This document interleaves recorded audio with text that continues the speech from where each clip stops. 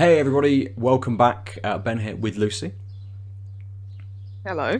Hey, we're now going Hello. to chat about what we want from The Last of Us Part 3. We've just had a discussion about how we feel about The Last of Us Part 2 1 year on. You can catch that on the channel as well. But we're going to focus a little bit on Part 3 now. It may be a slightly shorter discussion than the last one we've had. We know that Part 3 is maybe some notes, or it's maybe storyboarded, or where is that? We've got no idea. But what do we want from Part 3? We're going to tell you right now. I'll come to you first, Lucy. Is there any kind of big through line? Is there any characters you want to see come back? Is there any locations and places you want to be? What would you like from Part 3? It's such a loaded question. Yeah. Because I didn't want part two. Mm-hmm. But I'm very glad we got a part two. The, the best thing about, you know, someone like Naughty Dog is to say, just tell me to shut up and say, here, play this. Just put it in front of me. And I had no idea what kind of story arc there would be for two. I couldn't have conceived that 7 years ago when Mm. we got the first game. So it's hard for me to say. I couldn't tell you what Ellie's story looks like after we left her in the first game. I couldn't tell you what kind of more of an arc she could go on. Mm-hmm. Like it you'd imagine it would be like some kind of redemption arc, like finding her humanity again. I think what a cop out would be like, oh, there's this new laboratory and they're doing tests on a cure, and she's the answer to that. I think that would be kind of antithesis to what the overall message of the game is. It's Yeah. like this thing was taken from her. She's broken from that. So to miraculously heal her again and have her be the cure for the the pandemic. Mm. So it sounds weird saying that now since Yeah. we are in a pandemic. It seems like a bit of a cop out. So I genuinely don't know. Mm-hmm. I couldn't tell you. Do I you do you couldn't even I couldn't even say anything that would be even remotely palatable or appealing. And that's why I'm not a games writer. well, do you think the game Mm, sticks with Ellie? As we had with part one, you played as Joel through the majority of that game, and then had a section as Ellie, where you have a fantastic section where you go through and meet David and all of that, and then part two gives us Ellie, and you think you're going to be Ellie for the majority of the game, and then it just switches up, and you're then Abby for a similar amount of time. Do you think then that part three may lean more into that idea, that switching up of characters? Do you start maybe mm, as Ellie? Do you revisit Abby, and then maybe you play as someone completely different, like Lev or something yeah. like that? Or does it leave Ellie alone? I mean, that's the one thing I got in my mind. Like, we've had kind of Ellie's story, and as you say, Mm, where can she go from now that doesn't seem sort of cliche to mhm, what's come before, and be detrimental to the story that's already been told? How yeah. how does she move through the world now? Uh, and do we do the easy answer of just don't worry about that? We're ignoring that. We're Mhm, jumping into Abby and Lev, and maybe not exactly where they left off at the end of part two. We know that they took the boat trying to get to that settlement, trying to see whether the Fireflies were still in existence, and if they actually met up with them. Do we then jump a little bit in time and play as Abby, maybe with Lev kind of in tow, and then something completely different jumps in yeah. as well? Yeah. I'd see them going down the Abby and Lev route Mm. more than with Ellie, because I mean Ellie's a fan favorite. It's really her story in the Yeah, yeah. first game even. if we were to see her again, I think it would be like you play as a different character and then you meet Ellie as like this grizzled old woman. She's like, I've seen it all, kid. And it's like it just becomes like Star Wars and they train in the forest or something or in a swamp. But like, yeah, I see more of going down the Abby and the route because there's the intrigue in that. What do the Fireflies look now after Joel killed them Yeah. all? Yeah, I think just moving away from Ellie's story now. I think I'm happy where that ended. It's obviously not a happy ending, but I think that's the point. Like, this is a world that destroys people. Like, the happy-go-lucky kid that Ellie was no longer exists, and it's like that's just like real life, really. Yeah, absolutely. And I think it would be going back to the idea that Ellie is a cure, whatever they kind of do to her. But you could then go to the point where, like, Abby, whose father was like one of the only kind of surgeon scientists that could synthesize and dissect Ellie and take whatever they needed to be able to do that, is now is dead. So how would they then even do anything kind of with Ellie? Is it a case of Abby traveling through the world to find Ellie, to say, look, there is someone somewhere that thinks they can do something. I just want some of your blood, essentially. And and then the elements of story and kind of like redemption for Ellie and being able to sort of still help everybody, reconciliation between Abby and her thoughts and having to go back to Ellie after everything that has kind of happened to ask her for help.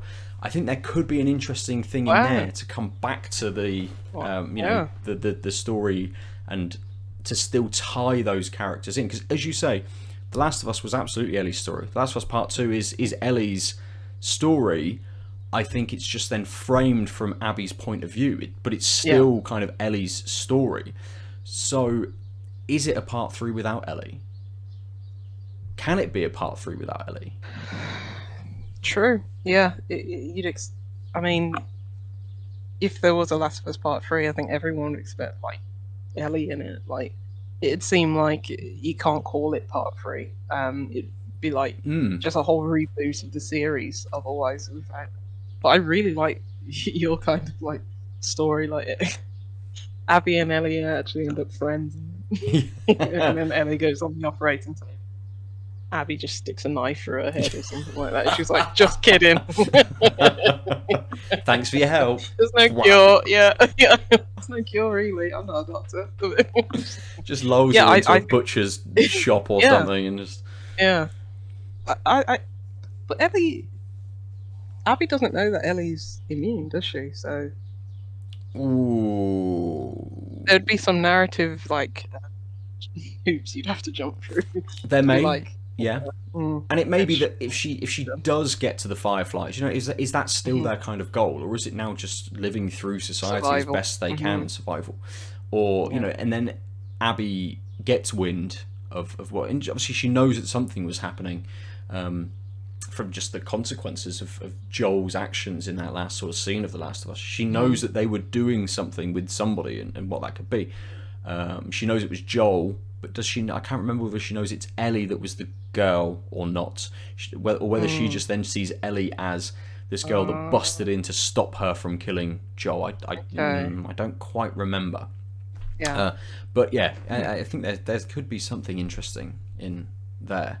But again, there's so many stories that could be told, and as we were talking about with DLC in our previous discussion, I don't think there's anything that can be done on a small scale. It's something that needs a little bit more time and space to kind of be told, and whether that's not a Part 3, whether that's The Last of Us California, or they choose a different sort of title to kind of go with it. I expect they'll go with Part 3 just because it sort of makes sense. But yeah, there's so much stuff that they could actually do with this. Jump forward 20 years, baby JJ goes on a revenge spree of his own and goes and kills Abby. Oh, that would be Yeah. absolutely brutal. Again, by the time he's sort of old enough, she's Mm. then 16, 18 years sort of older, and we just find her as this like warlord, She's leader of the even more buff. Fireflies, just Yeah. covered in furs, just ready to destroy everyone that comes into her territory. She'll be like 40. She'll have, yeah, she'll have 16 more years of working out in the gym, and she'll just be an absolute unit. Just crush That's JJ's it. She head. just she will be, and she'll be like whatever Lazarevich from Uncharted 2 kind of boss battle. So much bigger than Drake was, just able to lord it up over them. Yeah. I mean, They'll we have to mocap Arnie. man, I kind of want that now. Maybe Abby could Yeah. be a secret boss in God of War Ragnarok or something. She's just literally just there in a massive She is helmet. Odin.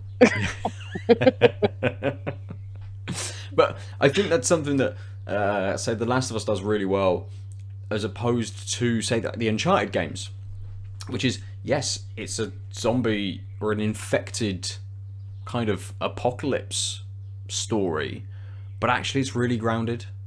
You don't have like crazy magic going off or finding an item which can then suck the souls out of people or turn everyone back into being things. It was an infection that happened.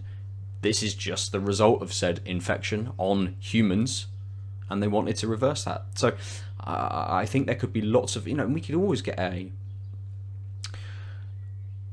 like an anthology set of stories as well. So you can have shorter stories, but then all told, and how they all then tie in together over one bigger kind of arc. I mean, there's so many things that they could do, Yeah. and I think that Naughty Dog have the pedigree and the writing team to successfully do almost anything and tell any story they want to, and still tie it into the world of The Last of Us, and it still be a critical hit. Yeah. Even pulling away from Ellie, but I think she I have is 100% key. faith in them there. Like after part 2, I didn't want part 2, and the first part of that game, I was like, did we really need this? But I think going into Abby's story and that all tying together, like that's when it really, really got me. So, yeah. Definitely, and it's that reframing, isn't it? But putting it from someone else's point of view, even if we think that it's still kind of mostly Ellie's story, seeing it from something else, is that then how it happens again? Are we then a completely different character, and Ellie is almost this kind of mythical figure, and they're trying to find her for some reason, whether it's infection related or not, but it's someone else journeying to kind of find her. And it's the idea of like stories as they travel down through communities that don't have the internet and really have any kind of written books or anything anymore, or novels that are kind of coming out. The stories of traveling from town to town, hearing about maybe this, almost like the wandering Ronin, going about helping people out sort of from town to town. It'd be good to see again Ellie framed from other people's perspectives, I think. Yeah. This girl who can just take out a whole camp and and just kill everybody. Exactly. Yeah. And again, like Ghost of Tsushima, in a way that you can play as the ghost or as sort of the honorable samurai, the different ways that they very much frame this character as someone who is capable of just taking on a whole camp of people. And Ellie now has that kind of stature just through the gameplay and the way that you move through these places. When she liberates Abby from the camp at the end, that's a lot of people that she has to mow down to get there. Ellie's Rambo. She pretty much is. Exactly. So does she then enter that kind of almost legendary status? And she's just spoken about in sort of stories and hushed tones in settlements in towns sort of throughout the land. Can it turn not necessarily back into sort of like this road trip movie, but this journey across parts of the states that they've yet to kind of explore, and just taken as this sort of mythical figure? That'd be a really interesting take, I think. Yeah. Absolutely. And It'll be good to see what they come up with and in how many years. Probably in the next decade. completely, yeah. And again, as with say the Uncharted, was that one, Golden Abyss, that was given to a different studio to make for the Vita, so it was a slightly different kind of game. Whether The Last of Us as a property can be kind of not necessarily given to other studios, but can have different little stories to tell. So we get a little standalone 6-hour something set somewhere else with characters, as kind of The Walking Dead have done with sort of Fear of the Walking Dead, different TV show, as they've done with the Telltale game, as Borderlands did then with the Telltale game, and getting different characters, different experiences in this very rich kind of world. So it's kind of exciting to see what maybe a part 3 would be, but then also the other stories that we kind of may get from this. And conversations that we've had, Lucy, we always thought The Last of Us, one and done, move on, go to something else. But I think now it's got such a big status in my mind that I do want more from that world, from that universe. Yeah, and it's just that world, like, there's so much zombie fiction out there, but there's something just very compelling about that world. Yes. Like, even though, like, when I played part 2, and I was just like, do we really need this? It was great being back in that world. Just like the sound of a clicker is just like horrifying, but I was just like, yeah, good to be back. Yeah. Good. So you'd whilst you may not want a part 3, whilst you may not know what may come of a part 3, you would welcome something that would jump you back in. Yeah, because I trust them now to make something that's going to be compelling. So I will not, lose sleep if we never get. If they came out and said there's never going to be a part 3, I'd be like, oh, fine. I enjoyed where part 2 ended. If we do get it, fully on board. It'll be like not looking at any of the coverage, like for part 2. We'll be like going blind, see what it's about. Yeah. Yeah. It's what, a £60 investment. Well, probably £70 by then, yeah. But it'll be worth it, I'm sure. It'll be $72.99 by that point, probably. Adjusted for inflation. Exactly. In 2035. On the PlayStation 7. Exactly. I think it's probably a way off yet. We don't really know what Naughty Dog are working on next. There's a multiplayer game, whether that is the Last of Us multiplayer coming out as sort of a standalone thing. There was, my mind suggests that there was some talk of space as well, space games, but maybe that was Santa Monica. Maybe that was Cory Barlog changed all of his Twitter stuff to being a space game. Right. I don't remember. I thought Naughty Dog were also working on. It'd be funny if they were both working on a space. Maybe it's the same space game. Maybe they're all working together on some giant PlayStation space game. Because they're not getting Starfield now, so they need something else to be able to pump out for all the sci-fi nerds. Is that an exclusive? It is. Starfield is going to be an Xbox, and I would imagine PC. Yeah, it'll be on PC. Yeah, Xbox probably console day and exclusive. Date. Yeah. Well, I'll be able to play it through Game Pass, which I suppose is still an Xbox exclusive. So who cares? Yeah. Like it's on PC. That's the exclusive we want. Where it's like just exclusive to console. Great. Okay, whatever. I'll play it on PC. Nice. Good. So there are our thoughts on The Last of Us Part 3, not just The Last of Us Part 3, what they could do with the franchise as well moving forward. Thank you for joining me today, Lucy, to discuss that and The Last of Us Part 2. It's been good. It's always good to hear your thoughts on a franchise I think we both hold in high regard. One of the best out there. Absolutely. Oh. Good. Listeners, viewers, let us know what you think about The Last of Us Part 2, or what you want from Part 3 as well. Really good. There's lots of ways you can do that. Stick around for our socials out of lives net in most places, and like, share, subscribe, all of those sorts of things where you're watching this on YouTube, or come to outoflives.net for lots of other stuff. Lucy, you and I did go in a deep dive on The Last of Us Part 2, big spoiler cast that we put out last year, which will be linked in the video somewhere there, probably. for you to go and check out as well if you want more thoughts from us. The Last of Us and Part 2 have been big talking points for us, I think, through the years, essentially, on Tanked Up Podcast and lots of other sort of stuff that we have done. So we will always be back here to dissect whatever comes out next. If anything, we'll see. There's going to be a remake of The Last of Us Part 1, wasn't there? Oh, there is chat about that. No, let's not go into that now. Jeez. Yeah. I don't want that. Just Pedro Pascal skin instead. That'll be all it is. Just change the voice. Don't do that, please, Naughty Dog. Let's do something different, please. That would be good. That's every way that you can get us. There are our thoughts. There are things. Lucy is JuicyLuce9. I'm at Nova_47 on the socials as well. If you want to chat to us individually about games. But thanks for joining us today.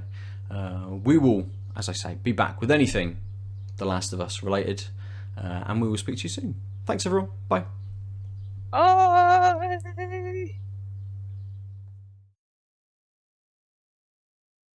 www.outoflives.net